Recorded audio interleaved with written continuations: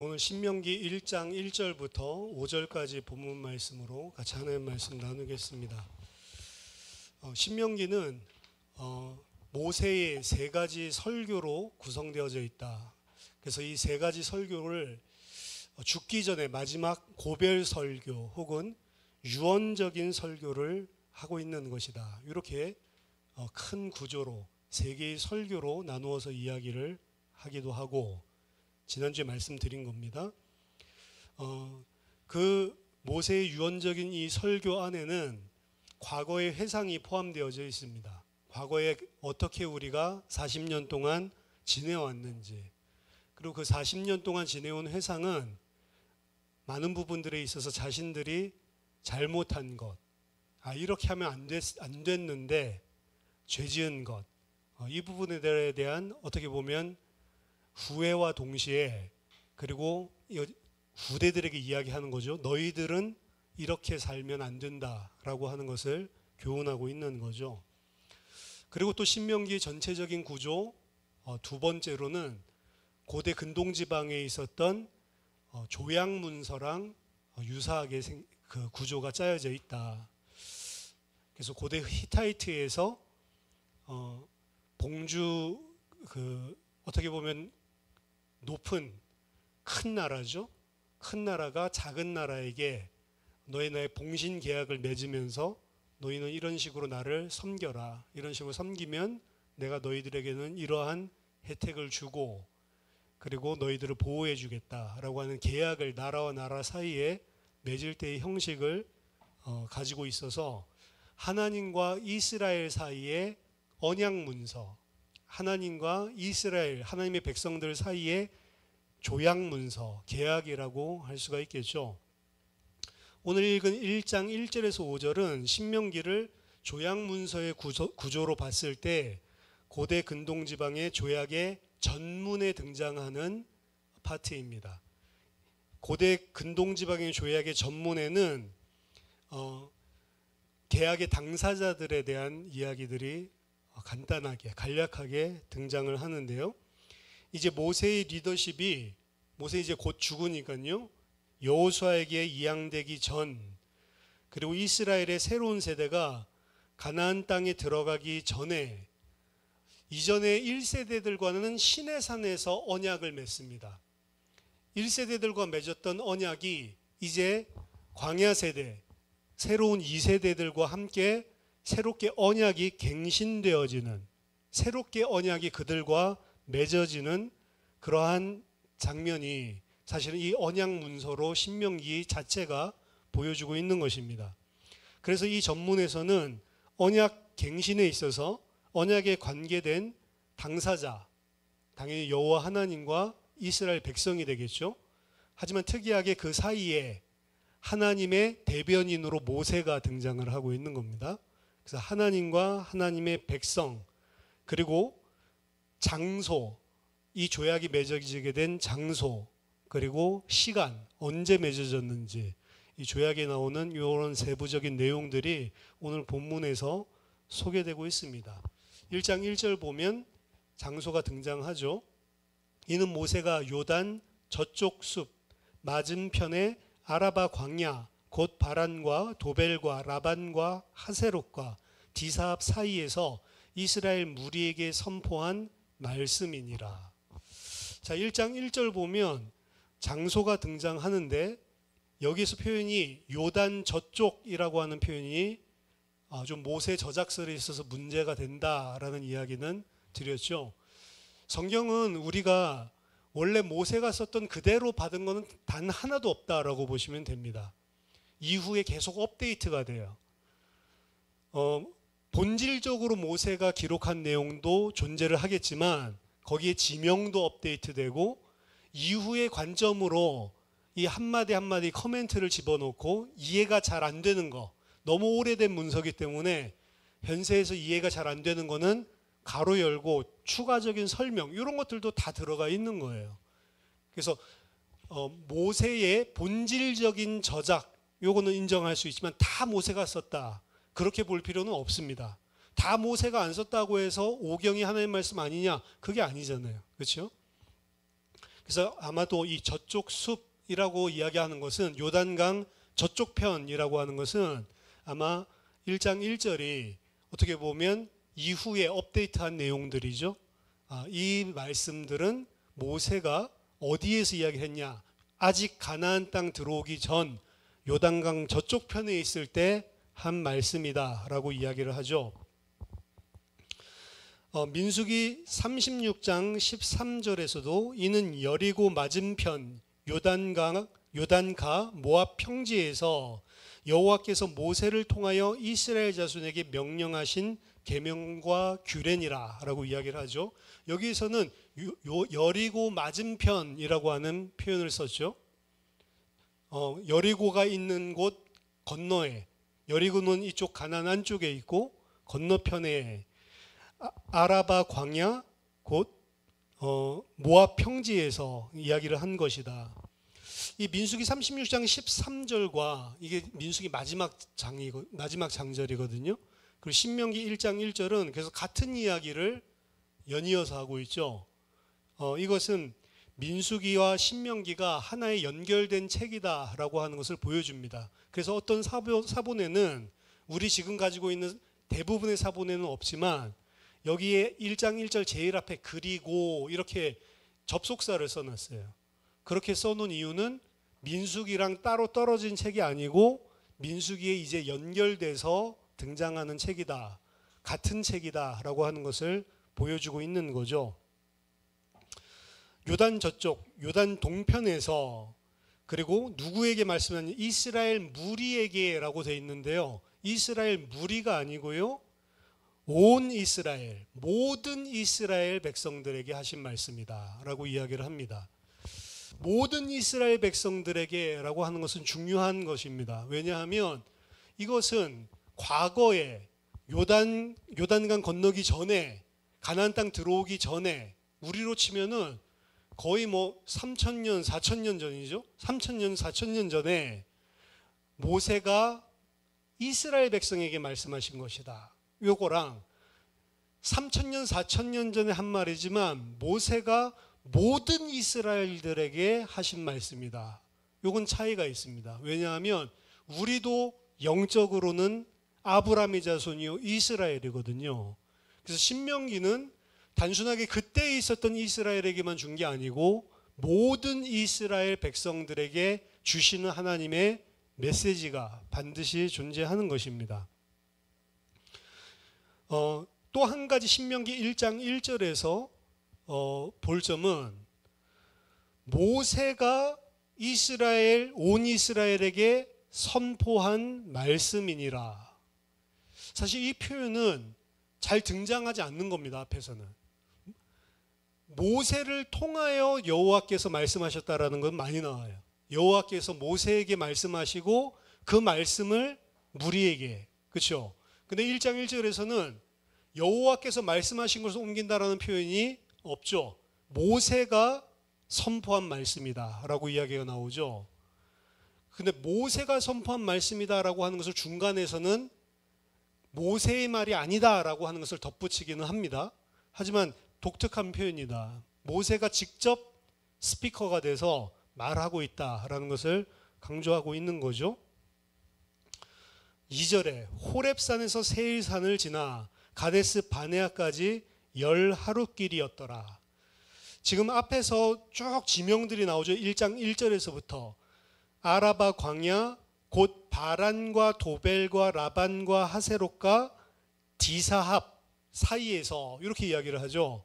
근데 이 지명들을 전체를 다 몰라요. 하지만 중요한 것은 이 아라바 광야 혹은 하세롯 이렇게 알려진 지명들을 보면 이거 한 장소를 이야기하는 게 아니에요. 쭉 여정이 지나온 이 중간 기착지들을 이야기를 하고 있는 것입니다. 그래서 이 앞에서 이야기한 것들 모세가 지금 말하고 있는 곳을 요단강 저쪽 편이라고 이야기를 하되 뭘 지금 보여주냐면 이스라엘이 40년 동안 거쳐온 그런 기착지들을 보여주고 있어요.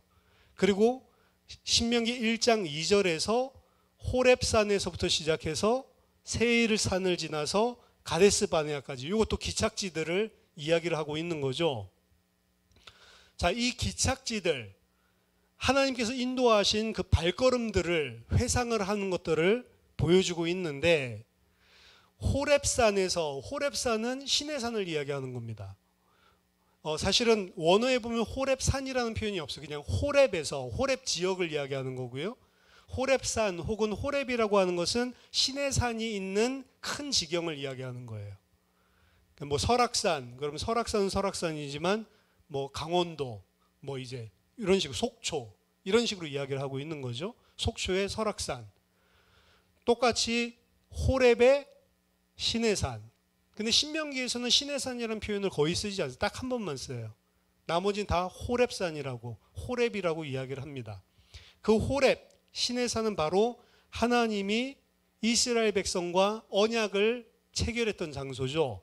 그리고 이 신명기는 이제 다시 40년이 지나서 모압 평지에서 이스라엘의 세세들과 언약을 갱신하는 장소입니다. 그리고 그 호렙에서는 하나님께서 이스라엘 백성에게 율법, 말씀을 주신 장소이기도 하죠. 그 율법의 말씀, 하나님의 말씀을 받았던 곳, 그 말씀을 받을 때 1년 동안 가르쳤어요. 사실은 1년 동안 시내산에서 머물러 있으면서 하나님의 말씀을 받았습니다.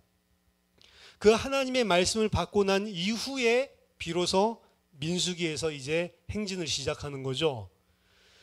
그 말씀을 1년 동안 하나님께서 가르치시고 그 말씀으로 이스라엘 백성들을 준비시키고 그리고 가나안 땅을 향해서 진군을 시키는데, 호렙산에서부터 세일산을 지나서 지금 와 있는 이 가데스 바네아까지, 민수기 14장까지죠. 그리고 지금은 40년 뒤죠. 원래는 시내산에서 가데스 바네아까지 11일이 걸린다라고 오늘 이야기를 하고 있습니다. 우리나라 개역개정에서는 정확하게 표현을 못하고 있어요. 영어 성경을 보면 거의 다 원래 히브리어 원어를 살려가지고 번역을 하고 있는데, 어떻게 하고 있냐면 이때 구문을 써서 11일이었다라고 하는 게 가장 먼저 등장해요. 히브리어도 마찬가지입니다. 11일 딱 이렇게 나와요. 아무 동사도 없고 11일, 그 다음에 어디서부터 어디까지 이렇게 나옵니다. 강조하고 있는 겁니다. 11일, 호렙으로부터 세일산을 지나 가데스 바네아에 이르기까지 이렇게 나와요. 그러니까 10일이라는 걸 상당히 강조해서 이야기하고 있는 거다, 2절에서는. 근데 1장 3절에서 11일 이렇게 해놓고 40째 해 11째 달 그 달 첫째 날에, 이것도 제일 앞에 등장하는 단어거든요. 대비를 시키고 있는 겁니다. 11일 걸려서 도착한 그 장소, 11일밖에 안 걸리는 그 길을 40년 동안 너희들이 걸어서 왔다라고 하는 것을 보여주고 있는 겁니다. 40째 해 11째 달 그 달 첫째 날에, 출애굽한 지 40년 11월 1일에 지금 모세가 말씀하는 거죠. 시내산에서 출발한 게 출애굽 2년째, 1년 동안 시내산에서 말씀 받았으니까 출애굽 2년째 2월 20일이었습니다.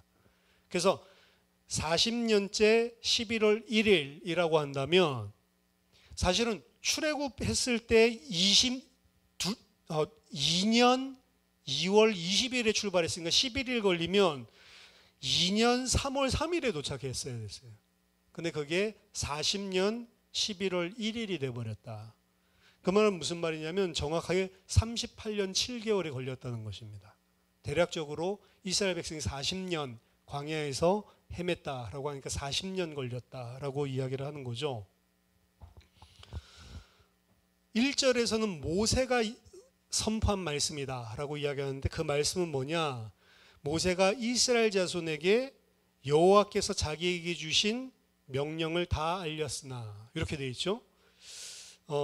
원어를 더 직역을 해보면 모세가 이스라엘 자손에게 여호와께서 그들에게 전하라고 명령하신 모든 것을 말했다.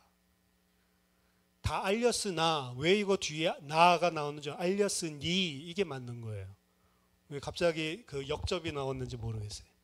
알렸으니, 알렸다라고 하는 겁니다. 모세가 이스라엘 백성에게 선포한 말씀 1절, 이것은 자기가 임의대로 선포한 말씀이 아니고 여호와께서 그에게 이스라엘 백성에게 명령하라고 명령하신 모든 것을 알렸다. 이렇게 상술해서 이야기를 하고 있습니다. 4절에 그때는 모세가 헤스본에 거주하는 아모리 왕 시온을 쳐 죽이고 에드레이에서 아스다롯에 거주하는 바산 왕 옥을 쳐 죽인 후라. 시간이죠. 다시 시간이 등장하는데 아까 전에 40년째 11월 1일 이 정도면 충분한 상세한 정보인데 굳이 4절에 이 일은 시온 왕 아모리 왕 시온을 쳐 죽이고 그리고 바산 왕 옥을 쳐 죽인 후다. 굳이 이런 이스라엘이 승리했었던 전쟁을 이야기를 하고 있습니다. 이 전쟁은 민수기 21장의 전쟁 기사를 이야기하는 것이고 우리가 이미 살펴봤었죠. 요단 동편에서 이 전쟁은 상당히 큰 승리였습니다. 이 아모리 왕 시온 그리고 에드레이에서 아스다롯까지 거주하는이 아니고 인트론 거기까지 통치하고 다스리는 보좌에 앉아 있었던 바산 왕 옥 이들이 다스렸던 땅이 상당히 크단 말이에요. 그리고 상당히 기름지고 좋은 땅입니다. 그러니까 이들을 쳐서 승리했다라고 하는 것은 사실은 엄청나게 큰 전쟁 승리였습니다. 이 전쟁을 전문에서 특별히 언급하고 있는 이유는 두 가지로 볼 수가 있는데요. 먼저 첫 번째, 민수기 21장에 의하면 이 아모리 왕 시온과 바산 왕 옥은요, 이스라엘이 먼저 제안을 합니다. 우리가 너희들 거 아무것도 건들지 않고 우리는 너희가 목적이 아니고 가나안 땅 가려고 하니까 길 좀 내줘라. 우리가 평화롭게 가겠다라고 먼저 제안을 하죠. 근데 그들의 제안을 거절했을 뿐만이 아니고 이스라엘을 먼저 치기 위해서 군사를 일으켜서 대항했었던 존재들이 이 존재들입니다. 그래서 하나님께서는 이스라엘의 가나안 정복 전쟁을 반대하고 대적하는 힘센 이 왕들을 완전히 초토화시킨 게 민수기 21장의 승리였습니다. 이러한 하나님의 역사를 지금 곧 가나안 전쟁을 펼쳐야 되는 새로운 세대에게 이야기를 해주고 있는 거예요.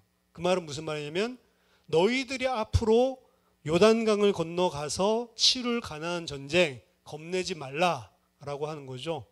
바산 왕 옥 그리고 아모리 왕 시온 이 쳐 죽인 것들을 기억해라.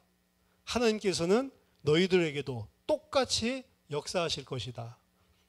두 번째는 하지만 이 전쟁의 승리는 너무나 기쁘고 좋은 것이었지만 오히려 역효과를 하나 냈습니다. 그게 뭐냐면 르우벤과 갓과 므낫세 반지파가 이 땅 너무 좋은데 우리 가나안 땅 들어가기 싫습니다. 우리 여기 남겠습니다. 라고 이야기를 한 사건이죠.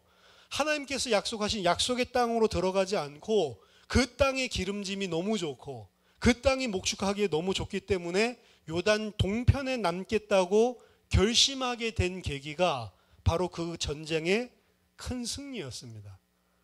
승리한 것을 오히려 거꾸로 깨달은 거죠. 하나님께서는 왜 승리시키셨죠? 가나안 정복하라고. 근데 승리하고 나니까 가나안 정복 안 하고 그냥 여기 살래요. 완전히 어떻게 보면 거꾸로 깨달은 거죠. 그래서 오늘 본문에서는 새로운 세대들에게 너희들이 가면 반드시 승리하실 것이다 라는 것도 상기시켜주고 있지만 동시에 하나님께서 승리하게 하신 목적, 왜 가나안 땅에 들어가게 하시려는지 목적 자체를 상실하면 어떻게 돼요? 땅의 육신에 매이게 된다라고 하는 이 경고도 동시에 하고 있는 것입니다. 그래서 오늘 이 본문에서 전쟁 승리한 후에 모세를 통해 이스라엘에게 말씀을 증거하게 하시는 거예요. 전쟁 승리가 결론이 아니죠. 전쟁을 승리하게 하신 이유, 하나님의 말씀을 통해서 깨우치고 있는 것입니다. 승리한 후에 그들은 승리에 취해서 하나님의 말씀을 놓쳐버렸어요. 그래서 하나님께서는 그 승리한 후에 다시 말씀을 허락하시는 것입니다. 5절, 모세가 요단 저쪽 모압 땅에서 이 율법을 설명하기 시작하였더라. 일러스되. 자, 5절은 1절과 서로 수미상관을 이루고 있는데, 모세가 요단 저쪽 모압 땅에서 상당히 심플하게 표현하고 있죠. 근데 또 한 가지 다르게 이야기합니다. 이 율법을 설명하기 시작하였더라. 그러니까 모세가 말씀을 전하는데 이 세 가지 이야기를, 모세가 말씀을 선포하니라. 그리고 알고 보니까 이거 모세가 자의적으로 한 게 아니고 여호와께서 모세에게 이스라엘 백성들에게 명령하라고 한 모든 명령을 다 선포한 것이다. 3절에서는. 그리고 마지막 5절에서는 그냥 선포한 게 아니고 이 율법을 설명하기 시작하였더라. 이 설명하기 시작하였다라고 하는 것은 지난주에 우리가 살펴봤지만 성경 안에 있는 주석이다라고 이야기했죠. 성경 안에 있는 성경을 어떻게 해석하는지를 살펴볼 수 있는 게 신명기다라고 이야기를 했습니다. 40년 전에 시내산에서 주신 율법이에요.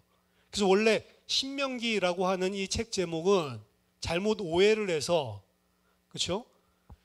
율법의 카피, 율법의 복사본이라고 하는 것을 잘못 번역해서 두 번째 율법이라고 이름을 지었죠. 70인역에서. 그게 듀데라노미, 듀테로스, 두 번째, 노모스, 율법. 그래서 영어 성경 이름이 듀데라노미예요. 두 번째 율법이라는 의미를 담고 있는 겁니다. 근데 두 번째 율법이 아니고, 원래는 번역을 잘못해서 그렇지 두 번째 율법이 아니고 율법의 등사본, 율법의 카피라고 하는 거거든요. 근데 어떻게 보면 율법의 카피라고 하는 말은 잘못됐어요. 두 번째 율법도 좀 잘못됐습니다. 모든 율법, 신명기에 나온 율법은 이미 시내산에서 주신 율법을 기초로 하고 있습니다. 하지만 그 율법을 그대로 이야기하지 않아요. 그 율법을 지금 이 세대가 가나안 땅에 들어가는 환경에 맞게 적용시켜서 변형된 부분들이 존재하고요. 그리고 그 율법이 무엇인지를 그냥 옮겨놓은 게 아니고 설명하고 있어요. 그래서 이게 모세의 설교라고 이야기를 하는 겁니다. 그럼 앞에서 잘 이해하지 못했던 거를 신명기에서 풀어서 설명을 하는 거예요. 그래서 예를 들어서 시내산에서 출애굽기 20장에서 10계명을 주죠. 10계명이 성경에 2번 나옵니다. 출애굽기 20장에서 시내산에서 주는 게 한 번 나오고, 그리고 어디 나오겠어요? 신명기에 나오겠죠. 근데 신명기에서는 5장에 나오는데, 신명기에서는 10계명을 이렇게 쭉 이야기해주고 그 이후에는 10계명을 풀어서 다 이야기하고 있는 거다라고 흔히 많이 이야기를 합니다. 5장부터 11장까지 10계명을 한 계명 한 계명씩 풀어준단 말이에요. 특히 1계명 같은 경우 3장에 걸쳐서 풀어준단 말이에요. 네 여호와 하나님 외에는 다른 신을 내게 두지 말지니라. 이 1계명이죠. 그렇죠? 그 1계명이 의미하는 것, 다른 신을 너에게 두지 않는다는 건 뭘 의미하냐, 이거를 3장에 걸쳐서 설명을 한다고. 그럼 얼마나 자세하게 이야기를 하겠어요. 그럼 왜 3장에 걸쳐서 설명을 해줄까요? 10계명을 딱 듣고 여호와의 다른 신을 섬기지 말라고 하시는구나 라고 하는데, 그게 뭘 의미하는지를 실제 삶 속에서 모른다는 거예요. 그러니까 모세가 어떻게 해요? 실제 삶에서 과거를 회상하고 과거를 되돌아보면서 실제 삶에서 너희들이 이런 거 하지 말라는 게 바로 우상을 두지 말라는 거다, 다른 신을 섬기지 말라는 거다, 이걸 갖다가 다 풀어서 설명을 해준다. 그걸 1계명부터 10계명까지. 그러니까 상당히 유익하겠죠. 그래서 그 신명기에서 나오는 율법은 그냥 해라 하지 마라 여기서 그치는 게 아니고, 잘 살펴보고 우리가 이해해야 되는, 왜 그걸 하지 말라고 하고 그 본질이 뭔지를 풀어서 우리에게 설명해 주고 있는 책이다. 그래서 어떻게 보면 출애굽기에서 이야기하고 레위기에서 이야기한 율법보다 신명기에서 이야기하는 게 훨씬 더 현실적이죠. 삶 속에서 우리들에게 적용시키고, 그럼 여기에서 신명기에서 전부 다 풀었을까요? 그렇지 않단 말이에요. 우리한테 가르쳐 준다고요. 아, 하나님 말씀을 그런 식으로 깨닫고 이해하라고 하는구나. 이 본질을 우리가 놓치지 말아야 됩니다. 그러면 신명기 읽을 때에도 그렇고 다른 성경을 읽을 때에도 우리가 어떻게 보면 성경을 깊이 이해할 수 있는 눈을 열어주는 책이다라고 볼 수가 있는 거죠. 그래서 예수님도 신명기를 많이 응용을 하시는 거예요. 예수님께서 모든 율법의 근본 본질이 뭐냐? 신명기 딱 인용하시는 거예요. 네 여호와 하나님을 마음과 힘과 온 뜻을 다해서 사랑하라. 사실은 이 말이다. 율법 지킨다고 그게 하나님 기뻐하는 게 아니다. 율법 지킴이 어디서 나와야 된다고 예수님은 신명기를 통해서 깨달았냐? 마음으로부터 나와야 되는 율법의 행위. 순종한다고 좋아하는 거 아니다. 마음으로부터 나오는. 우리 어머님이 무슨 집에 방 닦아놔. 방이 그때 3개, 4개 있으면 방 2개씩 맡아가지고 둘째, 셋째 닦아 시키거든요. 큰형은 잘 안 시키고.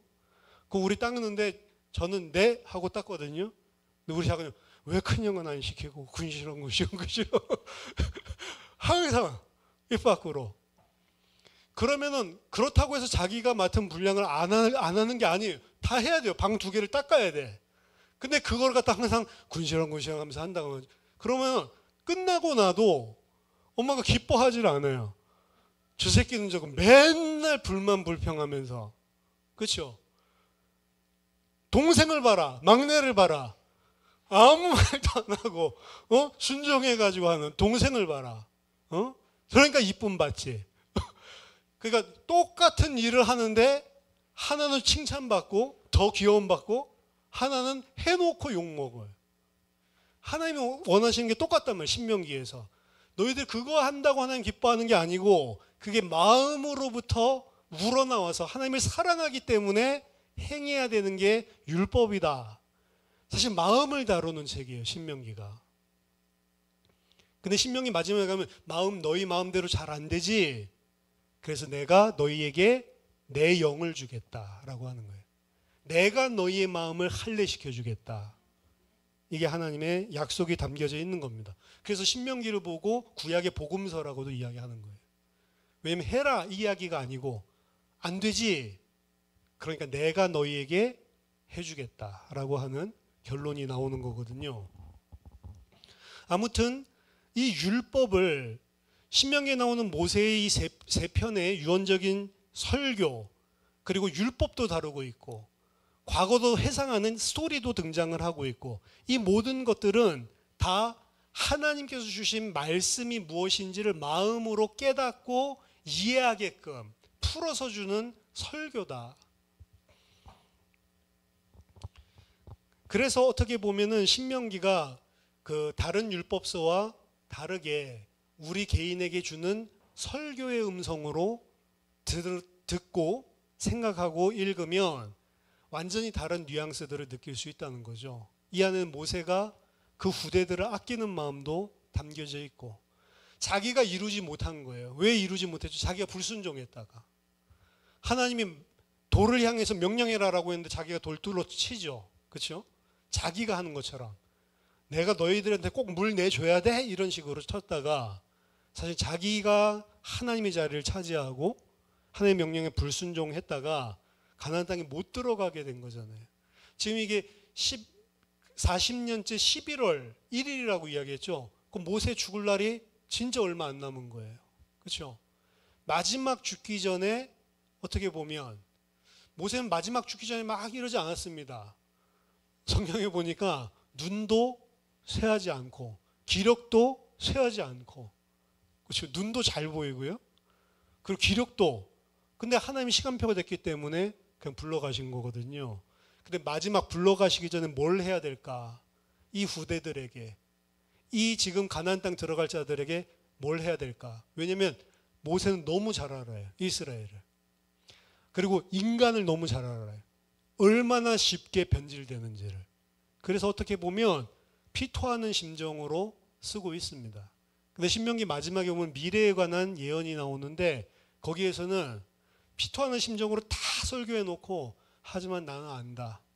너희들 이 말씀을 떠나 저주받을 것이다. 그럼 그걸 알고 지금 처음부터 설교를 하고 있는 거예요. 얼마나 피토하는 심정으로 그래도 막아보려고 그렇게 하는 건가. 그렇기 때문에 이 안에는 따끔하게 충고하고 경고하고 꾸짖는 내용도 들어가 있지만 또 그들을 아끼는 마음들도 다 녹아져 있다라고 흔히 주석가들이 평가를 하는 게 신명기입니다. 그렇게 하고 그런 생각을 가지고 신명기를 읽어본 적이 없을 겁니다, 아마 여러분들이. 그렇죠? 근데 그런 감을 가지고 우리들이 읽어보고 그리고 그 의미들을 생각해 보면 신명기가 아주 좋은 책이다. 그리고 구약성의 가장 중심적인 책이라고 이야기를 했죠. 그래서 신명기는 성경을 어떻게 이해하고 어떻게 해석을 해야 되는지, 어떻게 깨달아야 되는지 우리에게 보여주는 성경 속에 있는 성경 주석이다라고 볼 수 있는 겁니다. 자, 오늘 말씀을 세 가지, 오늘 말씀 안에서 우리들 붙잡을 거 정리하고 마치려고 하는데, 가장 첫 번째, 오늘 제목에서 말씀드렸죠. 11일 걸릴 길을 40년 걸려서 왔단 말이에요. 뭐 때문이죠? 불신앙 때문입니다. 불신앙이 이렇게 무서운 것이다. 그렇죠? 11일 걸릴 길을 40년 걸려서 왔다라고 하는 거는 이 몇 배예요? 30배면 1년이니까 100 계산단 1200배? 120배? 1200배? 말이 안 되는 거죠, 사실은. 그렇죠? 11일이면 와야 되는 길을 갖다가 40년을 걸려, 평생을 살아왔, 평생 걸렸. 그러니까 이 얼마나 불신앙이 하나님의 시간표와 하나님이 주려고 하시는 것들을 주지 못하고 딜레이를 시키고 있냔 말이에요. 어리석죠? 근데 이게 온 이스라엘에게 주신 말씀이랬죠. 지금 그 3,000년, 4,000년 전에 이스라엘에게 이야기하는 게 아니고 우리한테 이 불신앙의 무서움을 이야기해 주고 있는 것입니다. 히브리서 3장 15절에 성경에 일렀으되 오늘 너희가 그의 음성을 듣거든 격노하시게 하던 것 같이 너희 마음을 완고하게 하지 말라 하셨으니 듣고 격노하게 하게 하던 자가 누구냐? 모세를 따라 애굽에서 나온 모든 사람이 아니냐? 또 하나님이 40년 동안에 누구에게 노하셨느냐? 그들의 시체가 광야에 엎드러진 범죄한 자들에게가 아니냐? 또 하나님이 누구에게 맹세하사 그의 안식에 들어오지 못하리라 하셨느냐? 곧 순종하지 아니하던 자들에게가 아니냐? 이로보건대 그들이 믿지 아니함으로 능히 들어가지 못한 것이다. 지금 이 40년 동안 들어가지 못했던 이 자들, 딜레이 시켰던 이 자들을 히브리 기자는 여러 가지로 이야기를 하죠. 하나님을 격노하게 만드는 자들이었다. 그렇죠? 그들은 마음을 완고하게 한 자들이다. 이런 마음이 완고하다는 것은 아무리 들어도 자기 생각에 전혀 영향을 받지 않는 거예요. 하나의 말씀이라도. 하나의 말씀, 하나의 말씀이고 나는 이게 맞으니까. 이런 사람이 있죠. 속이 경읽는다고 이미 생각한 것은 이게 완전히 법이야. 하나의 말씀이고 뭐고 상관이 없어요. 이걸 완고하다고 하는 거거든요. 이스라엘 백성의 특징이 완고하고 목이 뻣뻣하다라고 이야기를 하거든요. 고집이 센 거죠. 똥고집이죠. 그 고집이 진리를 위한 고집이 아니고 자기 자신의 똥고집이죠. 16절에 격노하게 만들었던 자들이다. 하나님을 격노하게 만들었대요. 하나님 노하기를 더디하시는 분인데 참다가 격노하시는 장면들이 계속 등장을 하죠. 18절에 하나님께서 그들에게 맹세하사 그의 안식에 들어오지 못하게 할 것이다 라고 이야기했던 자들, 그 자들은 순종하지 아니한 자들이다. 그리고 마지막 19절, 그들은 믿지 아니했던 자들이다. 그래서 4장 1절부터 2절에 이야기합니다. 그러므로 우리는 두려워할지니 그의 안식에 들어갈 약속이 남아있을지라도 너희 중에는 혹 이르지 못할 자가 있을까 함이라. 그들과 같이 우리도 복음 전함을 받은 자이나 들은 바 그 말씀이 그들에게 유익하지 못한 것은 듣는 자가 믿음과 결부시키지 않았습니다. 결국에 결론적으로 믿음을 이야기하고 있습니다. 7절에 오늘 너희가 그의 음성을 듣거든 너희 마음을 완고하게 하지 말라. 하나님의 음성을 들을 수 있는 부드러운 마음이 필요한 거예요. 신명에서 그 부드러운 마음을 너희에게 주노니, 새 마음을 너희에게 주노니, 그전엔 딱딱한 마음, 완고한 마음, 하나님의 말씀을 들어도 나랑 전혀 상관없는 말씀, 이걸 불순종이라고 하거든요. 근데 그 불순종이 인생을 40년 동안 광야에서 방황하게 만든다. 어떻게 보면 금방 갈 길을 둘러 깨닫는 경우가 많습니다. 이게 그렇죠? 말씀을 통해서 우리 자신을 보지 못하면 그렇다는 거. 이게 이스라엘 이야기가 아니고 우리 모든 이스라엘에게, 영적 이스라엘에게까지도 하시는 말씀이란 말이죠. 두 번째, 요단 동편에서 전쟁에 승리한 것들을 굳이 언급했다고 이야기를 했죠. 근데 그 승리는 사실 좋은 것이었지만 좋은 것이 도리어 그들을 실패하게 만들었단 말이에요. 즉 우리가 진짜 깨달아야 되는 것은 보통은 실패하고 낙심되고 어려움 당하고 이럴 때 하나님의 말씀이 필요하다고 생각을 하는데 물론 필요하죠. 근데 인간에게 더 중요한 것은 승리하고 성공하고 좋은 일을 맞았을 때 하나님 말씀이 진짜 필요한 겁니다. 어떻게 보면 기독교는 핍박받을 때에 믿음이 순전해졌고요. 핍박이 없어지고 기독교에게 좋은 혜택과 좋은 환경이 주어졌을 때 기독교는 변질됐어요. 그렇죠? 북한에서 내려온 기독교인들이 한국에서 북한에 있는 성도들을 놓고 교회를 놓고 기도하는 거 보면서 화가 나서 기도하지 말라라고 했다니까요. 당신들을 위해서 기도해라. 북한 사람들 잘 믿고 있으니까. 북한에 있는 성도들은 당신들과 같지 않게 잘 믿고 있으니까 당신들이 똑바로 믿기 위해서 기도해라. 왜 북한을 위해서 기도하냐? 그 말은 거기에서 믿을 정도면 목숨 내걸고 믿는다는 거죠. 진짜로 믿는다는 거죠. 유튜브에 그 북한에서 기도하는 그 할머니, 기도하는 뭐 권사님 같아요. 그분이 하나님 앞에 기도하는 그 음성, 이거 들어보신 적 있으세요? 제가 나중에 한번 찾아서 올려드릴 거예요. 한번 들어보세요. 밖에서 입을 내서 소리도 못 내잖아요. 기도를 하고 싶은데. 그러니까 조용히 아버지, 아버지 이러면서 기도하는 거예요. 그 사람들은 핍박당하고 생명, 예수 믿으면 죽으니까.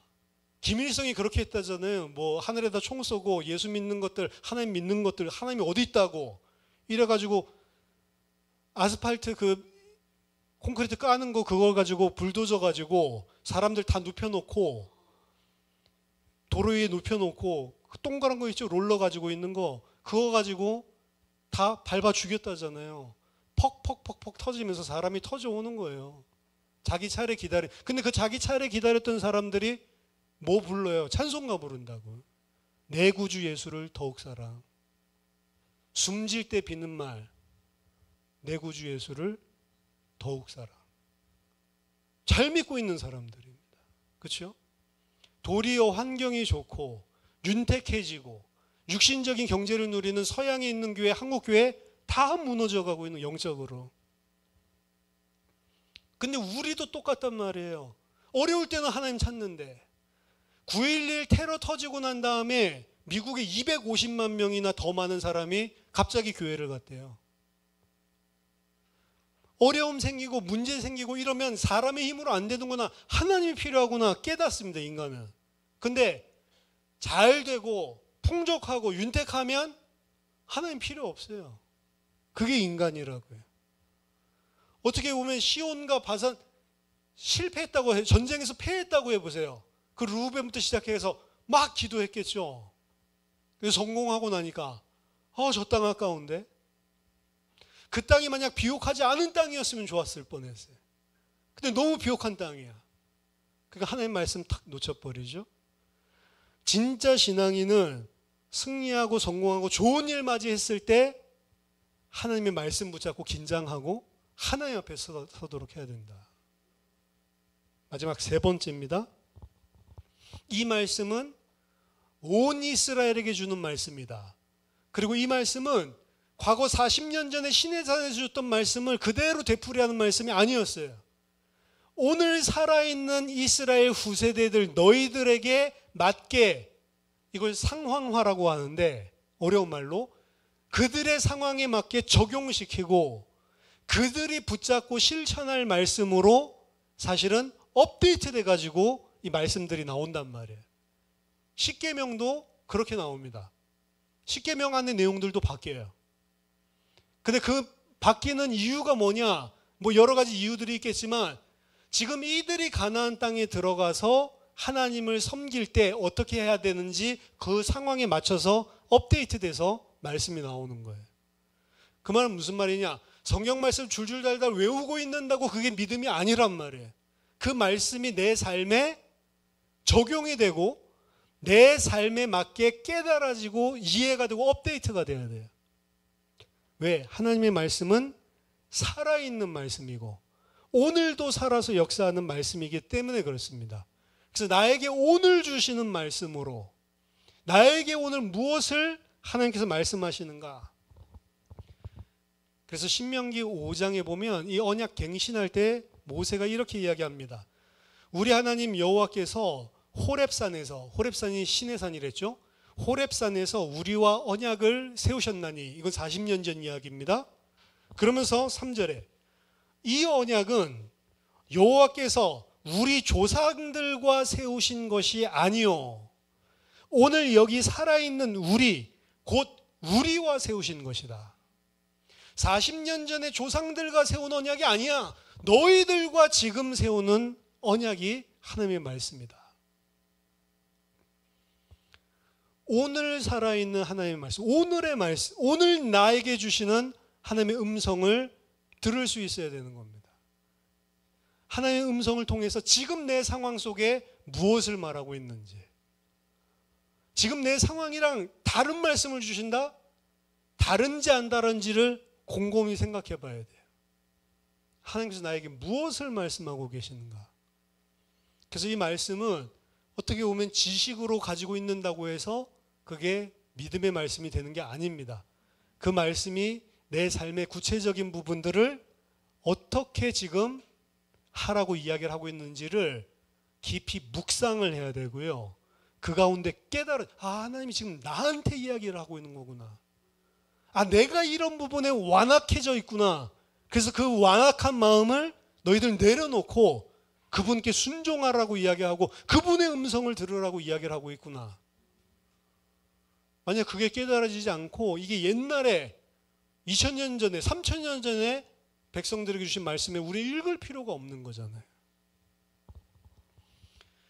그래서 한 가지는 사도행전 1장 8절을 사도행전의 책 안에서 봤을 때에는 사실은 사도들에게 명령을 하신 것이고 그리고 사도행전 안에서 다 이루어진 말씀이기도 합니다. 하지만 동시에 우리에게 준 말씀으로도 읽을 수 있어야 된다. 하나님께서 우리에게 지금 오늘 나에게 그리고 나의 지금 이런 상황 저런 상황 하나님 다 아실 거 아니에요. 근데 하나님께서 말씀을 주신단 말이죠. 말씀을 누구를 통해서 주셨냐? 모세를 통해 주셨죠. 제가 모세라는 소리는 아니지만 이 모세가 어떻게 줬을 때 그 말씀이 적용되면 설명해서 풀어줬을 때. 그래서 사실 강단은 중요합니다. 말씀을 풀어서 설명해주고 이 말씀 안에 이런 뜻들, 이런 의미들이 들어있다라고 하는 것을 어떻게 보면 다는 아니지만 그래도 중요한 거 우린 맨날 한 3가지 정도씩 이야기를 하고 있는데 3가지가 아니죠. 훨씬 더 많겠죠. 말씀을 풀어주지 않으면 잘 안 들려요. 그림 전시회를 갔더니 혼자 볼 때는 뭔지 몰라요.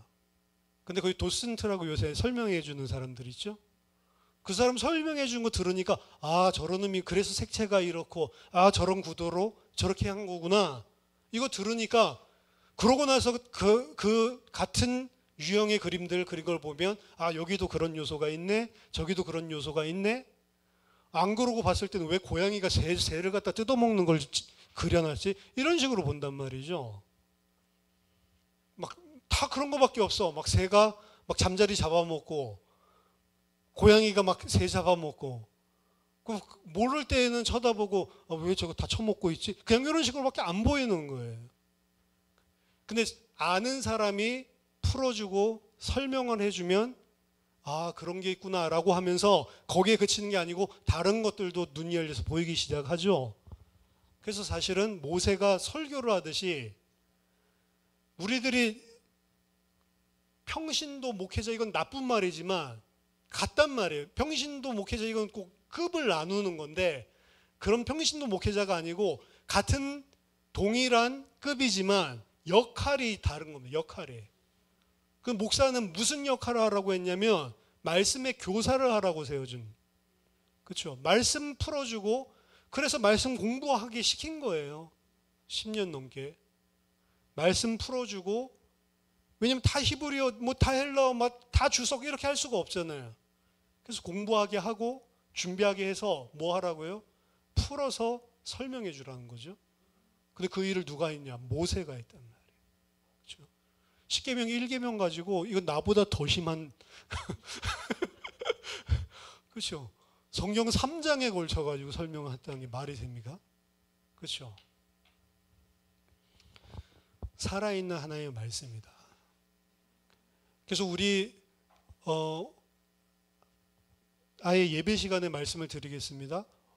앞으로는 점심 식사를 하고 지난번처럼 그 뭐 차 한잔 하면서 오늘 들은 말씀 가지고 내가 은혜 받고 나에게 하나님 주시는 음성, 그다음 기도 제목 있으면 기도 제목, 이런 부분들을 나누는 그런 포럼하는 시간이 훨씬 더 유익하겠다.